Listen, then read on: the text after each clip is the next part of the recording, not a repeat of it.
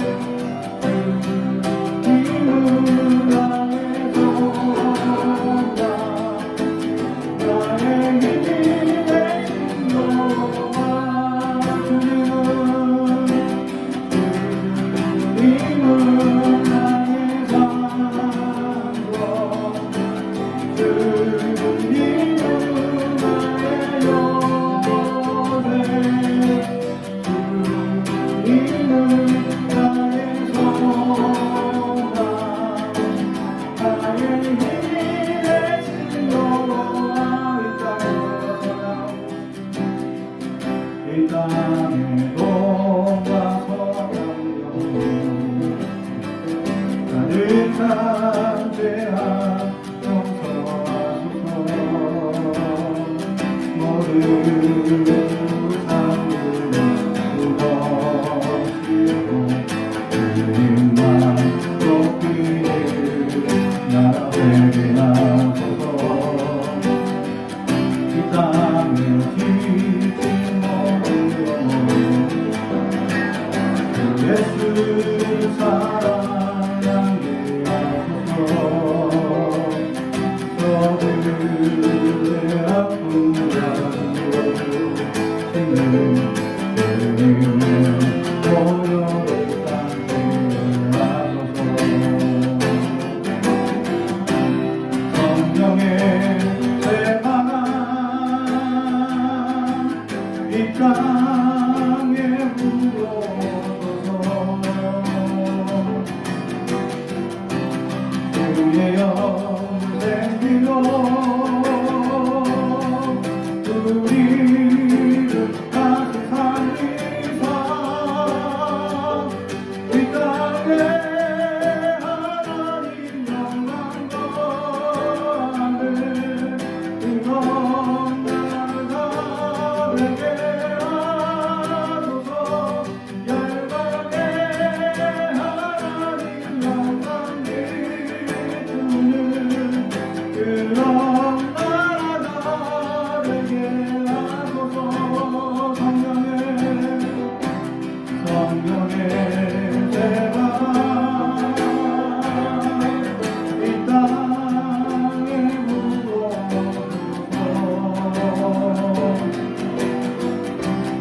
주의 영생으로 우리를 다시 살리사 이 땅에 하나님 영광 거하는 그런 나라가 되게 하소서. 세상에 하나님 영광 기쁘는 그런 나라가 되게 하소서.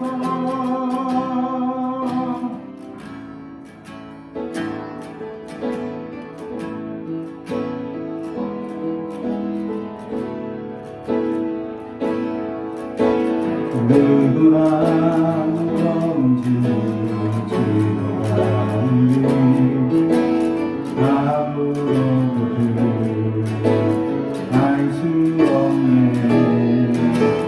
사랑의 노래는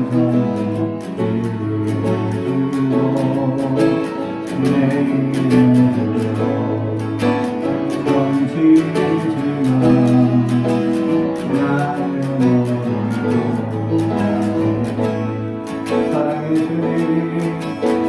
사랑의 주님 나를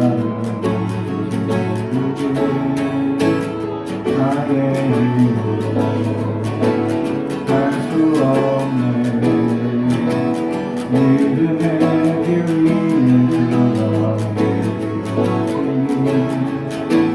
십자가 사랑 의지하여 나를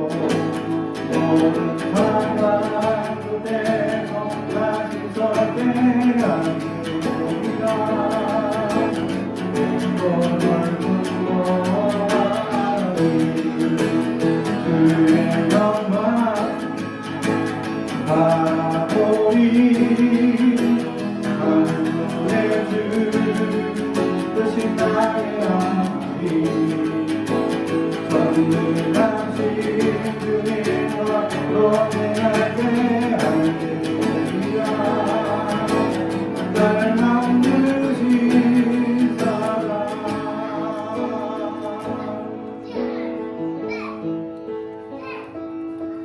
오늘 우리에게 주시는 하나님의 말씀은 로마서 7장 15절에서 25절까지 말씀입니다. 로마서 7장 15절에서 25절까지 말씀을 저와 여러분이 한 절씩 제가 봉독하겠습니다. 하나님의 말씀을 경청해 주시기 바랍니다.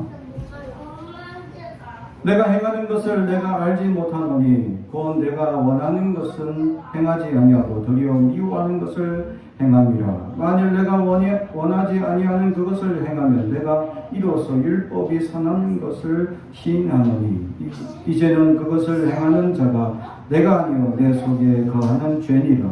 내 속 곧 내 육신에 선한 것이 거하지 아니하는 줄을 아노니 원함은 내게 있으나 선을 행하는 것은 없노라.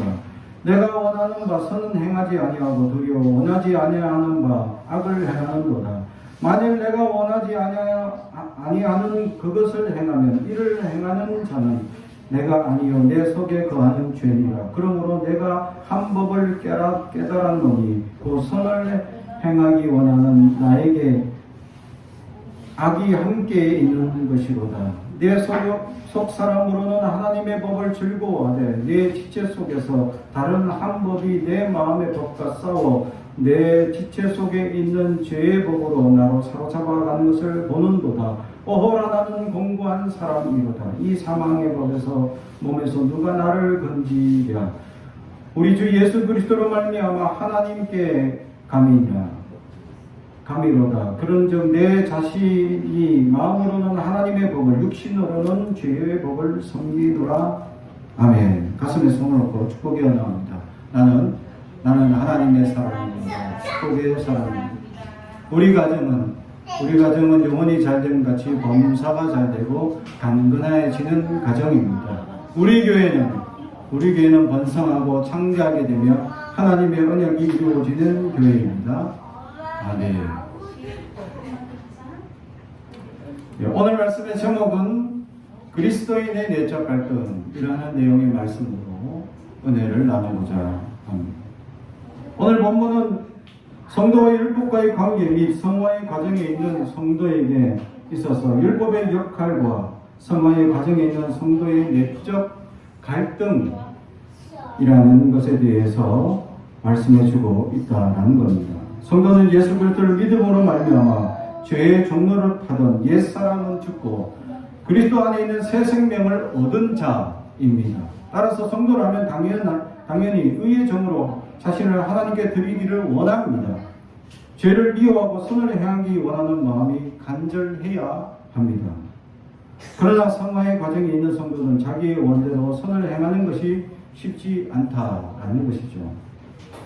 성도는 선을 행하기 원하는 자신의 뜻과 달리 도리어 원치 아니하는 악을 행하는 자신을 발견하기 마련입니다. 이럴 때 성도는 좌절하고 낙심합니다. 그리하여 오호라 나는 공고한 사람이다 라고 오늘 본문처럼 탄식할 수밖에 없습니다. 이것은 성화의 과정에 있는 성도라면 누구나 경험하는 일입니다. 여기에 성도의 고민과 갈등이 있다. 이것이 중요한 오늘의 내적 갈등의 요소이다 라는 겁니다. 자기는 분명 거듭난 새로운 피조물인데 여전히 옛날과 같이 악을 행하기에 고민하지 않을 수 없습니다. 그러나 사실 이러한 갈등이 성화 과정에 있는 성도에게 있는 것은 당연한 일입니다. 다른 말로 하면 갈등이 없다면 온전한 그리스도인이라 할 수 없습니다. 왜냐하면 성도는 비록 영적으로 거듭났다고 하지만 여전히 죄의 오염이 육체 가운데 남아있기 때문입니다. 그래서 성도가 범죄하기 쉽다. 또 이것이 범죄하는 데 있어서 합리화되거나 정당해서도 안 된다는 겁니다. 오늘 사도 바울이 여기서 내적 갈등을 언급하는 것은 성도는 비록 육신의 약함으로서 어쩔 수 없이 죄를 범함으로 실패를 경험하게 된다. 반드시 실패를 경험하게 된다. 그럼에도 불구하고 죄와 부단한 투쟁을 해야 한다. 이것이 바로 성화의 과정이다 라는 것을 말씀해 주고 있습니다. 성도는 이러한 내적 갈등은 한편으로 성도의 자신으로 하여금 선에 대한 자신의 전적 무능을 상징해 주고 있습니다. 그럼 말미암아 스스로 노력이 아니라 그리스도의 공로로 우리는 의롭게 되는 역사를 경험하게 된다라는 겁니다. 다시 말해 내적 갈등이 없는 그리스도인들은 없다. 그리스도인이라면 반드시 내적 갈등이 있어야 한다라는 것을 오늘 성경은 우리에게 가르쳐주고 있다라는 것입니다. 오늘 말씀을 통해서 우리에게 가르쳐주고 있는 성화의 깊은 단계를 깨달을 수 있는 놀라운 은혜가 있길 주님의 이름으로 축복합니다. 첫 번째로 성도는 자신의 모순됨에 대해서 혼회할 수 있어야 합니다. 다시 말하면 오늘 시고들의 사도 바울은 자신이 겪은 신앙적 고뇌에 대해서 고백하는 내용의 말씀입니다. 내가 행하는 것을 내가 알지 못하노니 곧 내가 원하는 것은 행하지 아니하고 도리어 미워하는 것을 행하니라. 아멘. 이게 내적 갈등의 시작이다라는 것입니다. 자신이 살아가는 모순적인 삶의 모습을 발견하고 있다라는 것입니다. 내가 원하는 것은 정말 거룩하고 또 높은 단계의 신앙생활, 또 날마다 하나님의 은혜를 경험하고 깊은 성화의 단계에 나아가 하나님의 깊은 영적인 교감을 하고 싶지만 삶의 현실에서 우리는 끊임없이 내가 원하지 아니하는 죄가 나타나고 게을러지고 나태하고 부족하고 연약하고 내 속사람의 갈등이 끊임없이 일어나고 내 안에 옛 죄의 찌꺼기로 말미암아 내가 부정적인 자아가 나타나고 있다라는 것입니다. 그리스도인이라고 해서 이런 자세가 나타나지 않는다라는 것이 아닙니다. 오늘 사도 바울은 사실 로마서를 기록할 때는 신앙의 아주 깊은 단계에 이른 상태입니다. 거의 사도 바울의 서신의 마지막이 되는 부분이 로마서이기 때문이죠. 신앙의 아주 많은 경험을 통해서 그가 신앙적 경륜이 아주 깊은 자신 속에 발견한 자신의 모습이 뭐냐? 그는 수많은 환난을 이기고 견뎌낸 사람입니다. 그는 막 복음을 전하기 위해서 심지어는 죽었다가 살아난 경험까지 있다라는 것이죠. 이처럼 그는 수많은 어려움과 수많은 환난과 이 경험, 그럼에도 불구하고 그는 한 번도 흔들림 없는 신앙으로 사람들에게 기적과 놀라운 역사를 보여주며 각 지역들 그가 가는 곳마다 교회가 생겨나는 놀라운 역사를 경험하게 되었습니다. 그런 그가 오늘 15절에 고백하는 고백이 무엇입니까? 내가 행하는 것을 내가 알지 못한다. 내가 원하는 것을 행하지 아니하고 도리어 미워하는 것을 행한다. 라고 고백하고 있다는 것. 우리의 자신의 모순됨이 너무 연약함을 발견하게 된다라는 것입니다. 바울은 마치 파킨슨 병에 걸린 사람들이 자신이 원하고 있는 생각대로 몸과 행동이 따라주지 않는 겁니다. 머리에서는 가를 쓰고 싶은데 몸에서는 나, 다라고 엉뚱한 단어들이 나열되고 있는 것을 발견하게 됩니다. 이처럼 내 손이 자신의 의지대로 움직여지지 않는 상태, 이처럼 하나님의 선한 뜻을 알고 있음에도 불구하고 그 율법을 행하려고 하면 행해지지 않고 하나님이 하지 말라고 금하고 있는 죄악을 도리어 행하는 우리의 연약한 모습을 발견합니다. 바울은 자신의 이러한 엄청난 영적인 모순을 발견하고 있다는 것입니다. 그러나 바울은 실상 하나님의 선을 행하고 원하는 마음이 간절했다는 것입니다. 그러나 몸은 그것을 따라주지 않았습니다. 이와 같은 자신의 모순됨을 발견한 사도 바울, 결국 그가 고백하는 마지막 단계는 뭐냐? 하나님 감사합니다 라는 고백이다라는 것입니다. 성령님이 자신의 실상을 비춰주는 것입니다. 그러므로 진정 하나님의 뜻대로 살고자 애쓰는 성도들은 바울의 경험의 영적인 고백을 통하여서 고백되어지고 있는 이 모순, 내 체험을 발견해야 한다라는 것입니다. 그리고 두 번째로 고뇌해야 한다라는 것. 그리고 우리는 이 모순을 발견하고 고뇌함으로 말미암아 우리 안에 신앙적 결단이 일어나는 것이 있다는 겁니다. 그것이 바로 회개라는 것. 결국 그 회개로 말미암아 하나님은 우리를 하나님의 은혜의 사람으로, 위대한 사람으로 사용할 수 있는 근거가 될 수 있기 때문입니다. 그래서 기독교는 투쟁의 종교입니다. 사탄과의 싸움, 세상 불의와의 싸움, 자신 마음속에 있는 연약함과의 싸움입니다. 그래서 어떤 신학자는 기독교인은 걸어다니는 전쟁터라고 고백하고 있습니다. 우리는 온갖 자신의 모순과의 싸움에서 우리는 나아가고 있다라는 것입니다. 그리고 이런 싸움에서 우리는 승리해야 한다라는 것입니다. 내적 갈등이 없는 사람들은 신앙의 성숙이 없다라는 것. 그래서 우리는 첫 번째 모순을 발견해야 합니다. 내 안에서 일어나고 있는 이 모순이 무엇인지 알아야 합니다.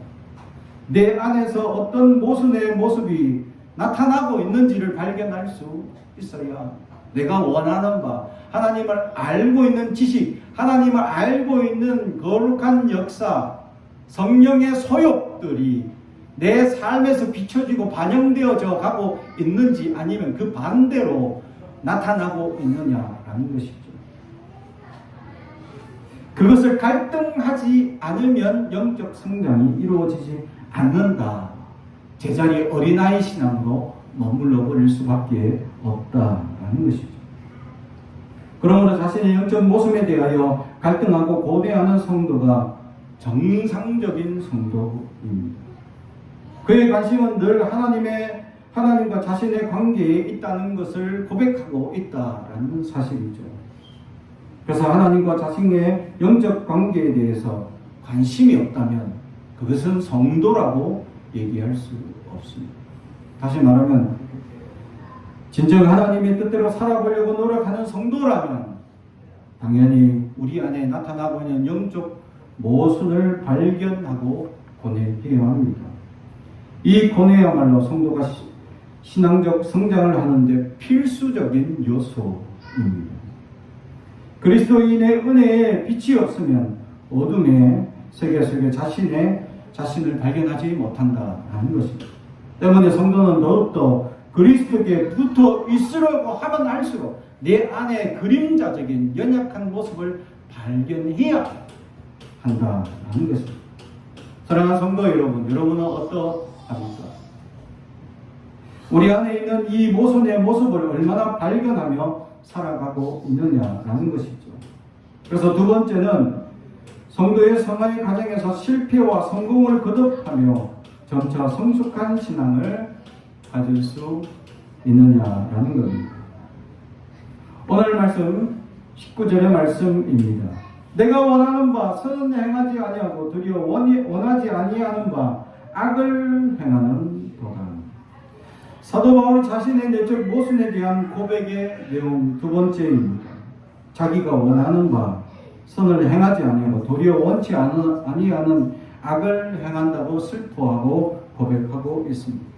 그는 일평생 동안 선을 행하려는 자신의 의지와 관계없이 악을 행하는 자신의 모습을 종종 보아야 했던 것입니다. 그러나 그러한 자신의 모습, 잘못된 이 모습이 점점 신앙생활 해 가면 갈수록 이런 모순의 발견이 점점 줄어들고 있다는 사실이죠. 그것이 바로 성숙해 가고 있다는 것을 보여주고 있는 것입니다.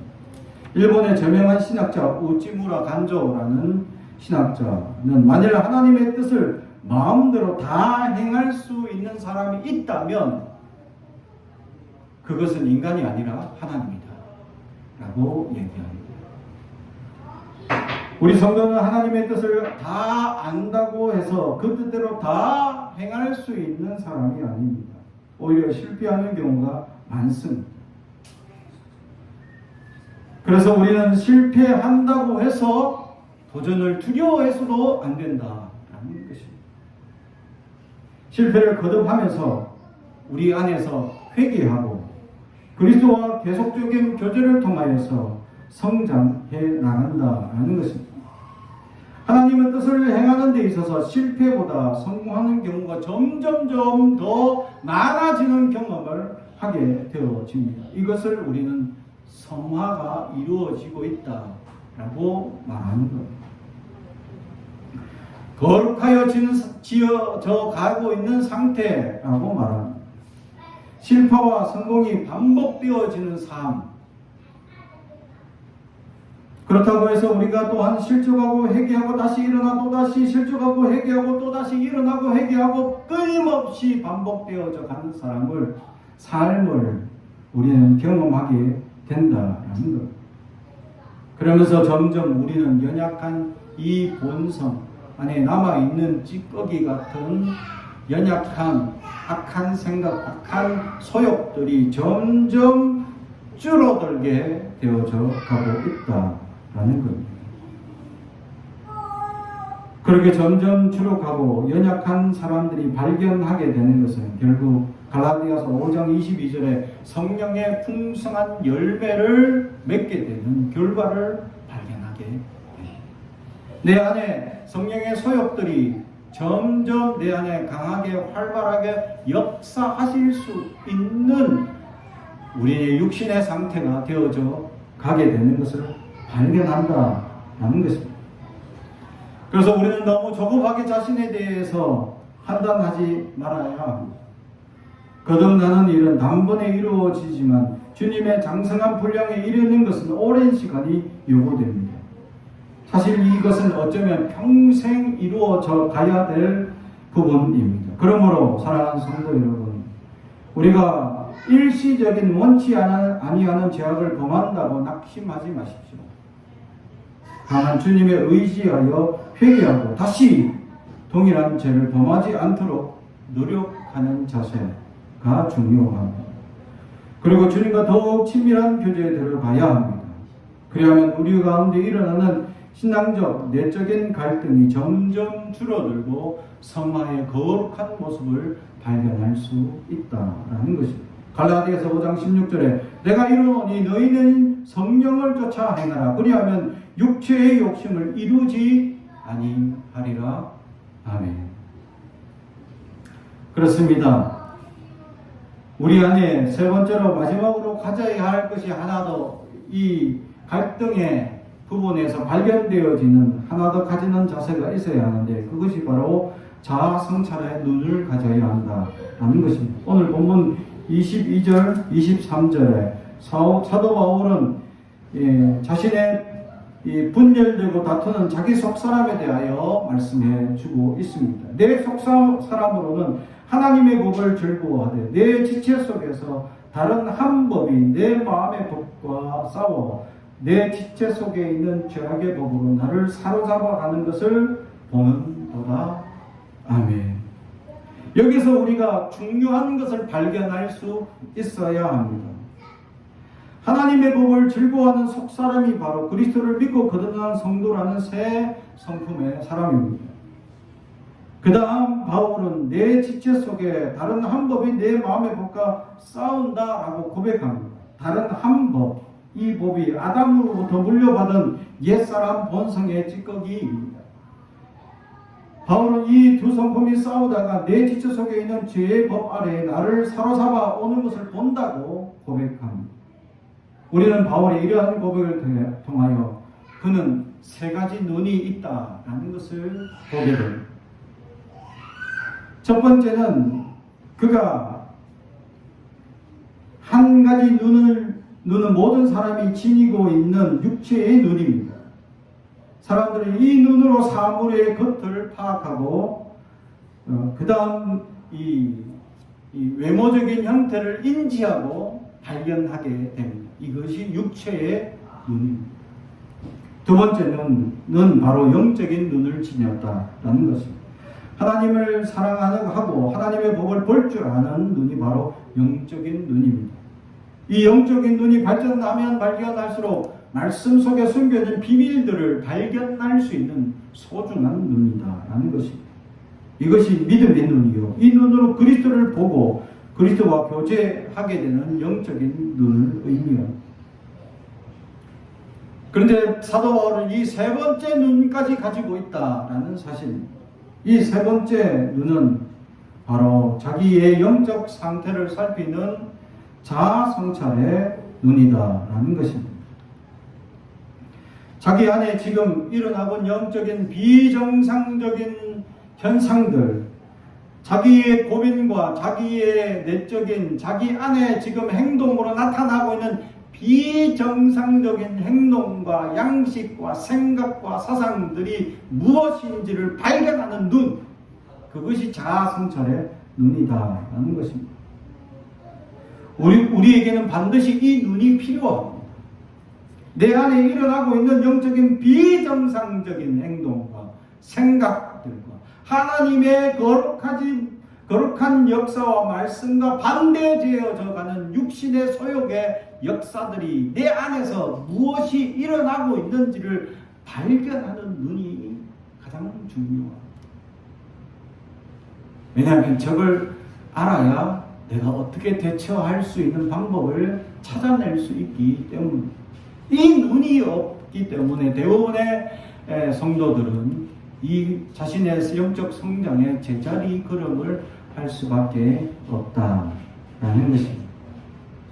사도 바울은 자신의 지금 일어나고 있는 내적 갈등, 마음은 원인데 육신에가 행하고 있는 육신의 결과물들이 내가 원하지 않는 육신적인 소욕들, 이것이 무엇이냐 하면서 나는 공고한 사람이다 라고 고백하면서 자신 안에 일어나고 있는 비정상적인 영적인 잘못되고 있는 부분들을 발견하고 고백하고 있다라는 것입니다. 자아 성찰의 눈은 근본적으로 영적인 눈과 다르다고 할 수는 없습니다. 그러나 자아 성찰의 눈은 보다 성숙한 신앙인들이 갖는 눈이라고 할 수 있다라는 것입니다.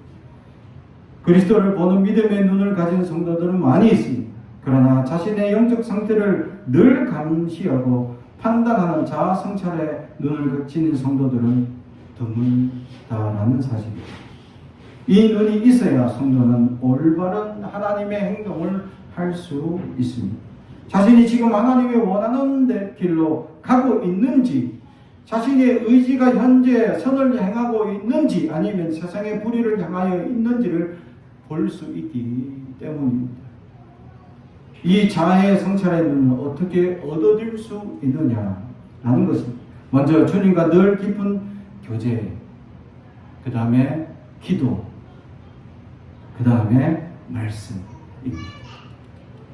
오직 기도와 말씀만이 깊은 하나님의 뜻을 발견하고 내가 지금 옳고 바르게 성장하고 있는지를 판단할 수 있는 자아 성찰의 눈을 가질 수 있다라는 것입니다.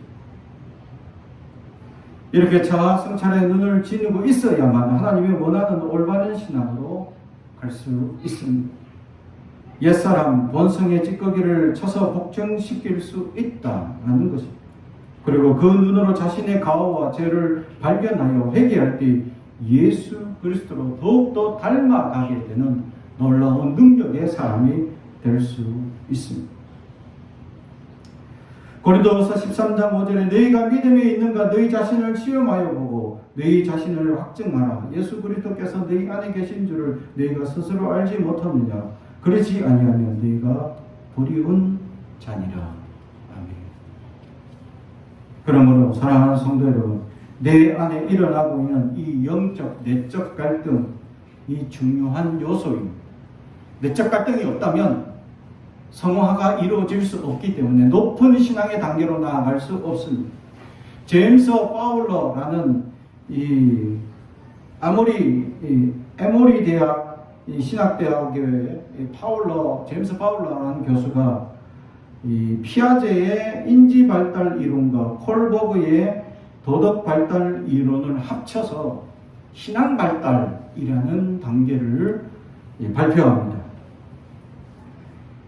이것을 통하여서 정말 우리의 신앙이 어떻게 발전하고 있는지에 대해서, 그리고 어떻게 성장해야 되는지에 대해서 제시해 주고 있다라는 것이죠. 그래서 첫 번째 0단계 단계는 원초적이고 미분화된 신앙이다라는 겁니다.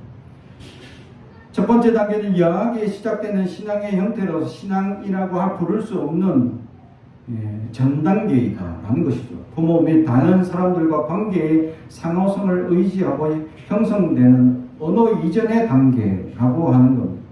팔로우는 이것을 통해서 돌봄과 상호 교제와 또 상관관계의 기본적인 의식 안에서 형성된다라고 합니다. 비록 이 시기에 신앙의 단계라고 부를 수 없는 원시적인 형태이긴 하지만 앞으로 건강한 신앙을 발전해 나갈 수 있는 심리적인 초석을 다지는 단계이다.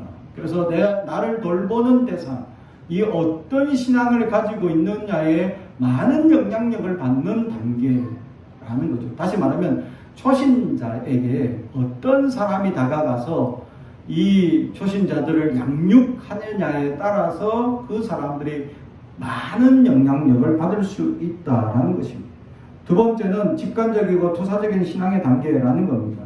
3세에서 7세의 어린이들이 가지는 신앙적 특징을 말합니다. 이때는 환상과 현실을 구분하지 못합니다.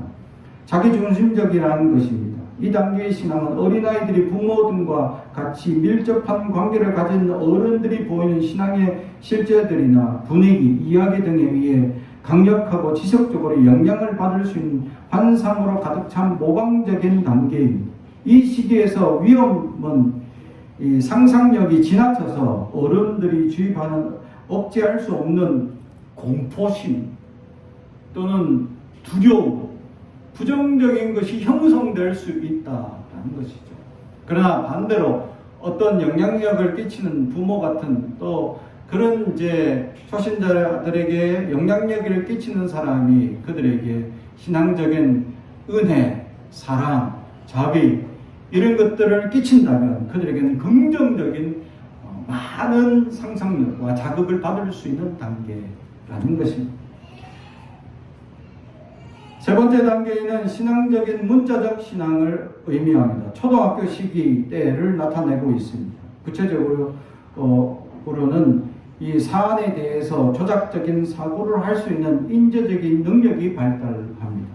이 시기에는 신학화와 실제를 구분할 수 있고 환상과 사실을 구분할 수 있습니다. 이 단계에 다른 사람과 관점에서 들어갈 수 있고 설화 및 이야기 안에서 의미를 파악할 수 있게 됩니다. 이 단계에서는 직관적인 것을 믿고 또 진리의 의무적인 기준에 의해 결정됩니다. 문자 그대로 도덕을 따르려고 하고 상징적인 의미를 구체적으로 이해하는 단계라는 것이죠. 대부분의 신앙의 단계들이 기본인 말씀 그대로 새겨진 대로 살아가는 기본적인 말씀을 그대로 받아들이고 인지하고 그 상황을 이해하는 단계라는 것이죠.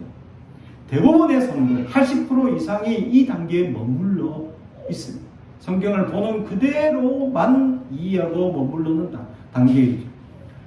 더 깊은 하나님의 말씀 안에 비밀이 있는 것을 발견하지 못하는 단계이기도 그것을 초등 단계, 초등학교와 같은 그런 인지적 단계라고 합니다. 네 번째는 종합적이고 인섭적인 단계입니다. 이때 신앙은 청소년 초기에 나타나는 단계라는 것입니다. 인지적으로 형식적인 조작으로 접어들기 시작합니다. 다시 말하면 내가 받아들이는 이런 인지를 하는 부분이 그것을 내가 조작할 수 있고 또 그것을 다르게 비틀어서 받아들일 수 있는 역량이 됩니다. 그 전 단계는 그대로 문자 그대로를 받아들이기만 하고 또 비틀거나 조작할 수 없는 단계이지만 이때 단계는 그것을 약간 비틀어서 생각할 수도 있는 비판적인 사고적 의식이 생기는 시기라는 것입니다. 이 단계는 세상을 이해하기 위하여 추상적인 생각과 개념들을 사용하게 됩니다. 그리고 일상세계는 가족, 친구, 사회 등으로 급격하게 확대되고 언론 매체 등을 이용할 수 있게 되고 갑자기 확대되는 넓은 세계는 종합적으로 사고해야 할 다양한 요인들이 존재하기 때문에 일관적인 방향이 필요하게 됩니다. 이렇기 때문에 이 시기에는 신앙은 가치나 정보들을 종합해야 합니다. 따라서 지금까지의 의심 없이 받아들였던 권위들과 심각한 충돌을 일으키게 되고 이전에 신성하고 파괴될 수 없는 것으로 생각되었던 종교적 교리나 의식과의 갈등을 일으킵니다. 이게 청소년 단계이다. 갈등이 일어나기 시작하죠. 교회 안에 인습적이고 습관적인 가르침과 내가 알고 있는 세상과의 방향성과 이야기든 충돌이 일어나는 갈등들을 발견합니다. 왜냐하면 많은 종합적인 이런 다양한 정보들을 내가 받아들이는 시기이기 때문이죠. 그러면서 점점 절대적 진리와 상황적인 진리가 모순되어져 가는 부분을 발견하게 됩니다. 예를 들어서 우리가 살인하지 말라. 이것은 절대적 진리죠. 그런데 대부분 사람들에게 물어보면 이것을 고민하게 됩니다. 왜냐하면 내가 사랑하는 사람이 강도에게 강간을 당해서 임신하게 되었을 경우 이 아이를 낙태해도 됩니까? 안 됩니까?의 문제. 여러분은 어떻게 생각합니까? 낙태해서는 안 된다. 낙태해야 된다. 살인하지 말라가 절대 진리인데 낙태하지 말아야 돼. 낙태해야 된다? 그 성경의 진리를 거슬리는 잘못을 범하고 있습니다. 그러면 낙태하지 말아야 된다? 그러면 내가 원하지 않는 생명으로 인해서 내 자신이 또 주변의 사람들이 상처받고 힘들어하는 것을 어떻게 견딜 겁니까? 그래서 절대적 진리는 살인하지 말라라는 법이 있지만 상황적 진리에 따라서 상황에 따라 그 진리가 바뀔 수 있는 것을 의미하죠. 그 대표적인 예가 우울증입니다. 우울증의 자살로 인해서 일반적인 자살은 천국을 가지 못하지만 우울증으로 인한 자살은 병적인 현상으로 일어나는 이 부작용이기 때문에 그 사람도 천국 갈 수 있다라고 얘기하는 것이 바로 상황적 진리라는 겁니다. 이처럼 우리는 수많은 진리와 상황적 진리에 부딪혀서 우리는 어떤 것을 선택해야 될지 모르는 그런 종합적인 단계, 이것이 바로 갈등을 일으키는 단계가 청소년 단계라는 것입니다. 조금 성장한 신앙적인 여기까지 옵니다. 갈등을 시작하는 단계이기도 하죠. 조금 신앙의 깊이를 경험하고자 하는 사람들이 여기까지 옵니다. 성경의 진리와 사회에 일어나고 있는 현상들의 갈등을 경험하는 단계이기 때문입니다. 그래서 다섯 번째, 귀납적, 반항적 신앙의 단계라는 것이 나타납니다. 청소년 말기에 나타나는 현상이죠. 이 단계에서는 중요한 변화가 일어나는데, 즉 피할 수 없는 긴장에 직면하는 것입니다. 그것은 귀납적이고 성형적인 단계로 나아가기 위해서 우리의 삶 속에서 지금까지 무비판적으로 형성된 가치와 신념에 대해서 묻고 또 감시, 보고하고 교정하는 단계가 이르게 됩니다. 그래서 이 단계에 점점 나는 어떤 공동체의 일원이 되어서 그 공동체에서 이야기하고 있는 것이 옳은지 그른지 점점 판단하게 되고 그것이 감시하게 되고 내 자아 행동에서 일어나고 있는 잘못된 부분을 발견하고 모순이 무엇인지를 발견하는 단계가 이 단계에 들어가고 있다. 그래서 결국 이 단계에서 발견되어지는 반성, 회개하는 깊은 회개를 경험하게 되고 더욱더 하나님과의 교제가 깊어지는 단계를 의미하고 있다라는 것이죠. 그러다가 결합적 신앙의 6단계에 이르게 됩니다. 이 단계는 중년기 그 위에 나타나는 단계입니다.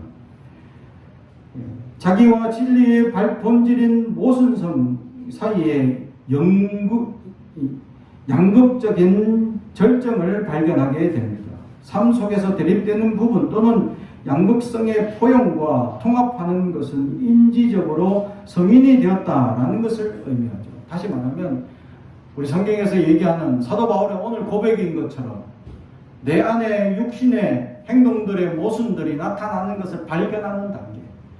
그래서 내가 하나님의 진리 가운데 종합적이고 어떻게 하면 이것을 거듭나고 어떻게 하면 이것을 이겨낼 수 있는지를 발견할 수 있는 자기 성찰의 눈을 가진 단계를 의미합니다. 이 단계까지는 대부분의 사람들이 못 올라가고 있습니다. 자기 성찰의 눈이 없기 때문입니다. 이 단계를 벗어나고 되면 보편적 신앙의 단계, 다시 말하면 정말 위인이라고 할 수 있는 믿음의 위대한 역사가 나타나는 단계가 있다. 그러면 이 위인의 단계, 보편적 신앙의 단계인데 이 위인의 정도로 되는 이 신앙의 단계로 사람들이 갈 수 있느냐? 간 사람들이 있다는 거, 실제로. 그리고 누구나 갈 수 있다는 거. 사랑하는 성도, 우리는 그러한 신앙으로 나갈 수 있습니다. 하나님의 거룩한 능력의 사람, 위대한 사람으로 나갈 수 있습니다. 그 단계는 내적 갈등을 경험해야 합니다. 끊임없이 경험. 하나님의 거룩한 성화가 무엇인지를 묻고 또 그 성화의 관계에 있어서 내 안에 나타나는 모순들이 무엇인지를 발견할 수 있는 눈을 깨닫고 그래서 이 모순들을 통하여서 내가 어떻게 나아가고 있는지를 발견하는 자세가 필요합니다. 다른 누구와 비교해서도 안 됩니다. 다른 어떤 사람과 저 사람은 저렇게 발견하면 권사님에 대해서 어떻게 저럴 수 있지? 상관없습니다. 내가 발견하는 내 자아 성찰의 눈이 필요하다는 거죠. 나를 알아야 내 안에 부정적이고 모순적인 무엇이 일어나고 있는지를 찾아야 내 안에 아직도 내가 갈등하고 내 안에 무엇 때문에 이렇게 연약함에 빠져 있는지를 내 스스로 찾아 나갈 수 있어요. 이것이 내적 갈등이고 이 내적 갈등을 통해서 하나님의 성화의 깊은 단계로 나아갈 수 있는 것입니다. 사랑하는 성도 여러분, 꿈꾸는 교회 모든 성도들이 그러한 깊은 성화의 과정에 경험하여 하나님의 거룩하시고 위대한 신앙들이 다 되길 주님의 이름으로 축복합니다. 기도하겠습니다.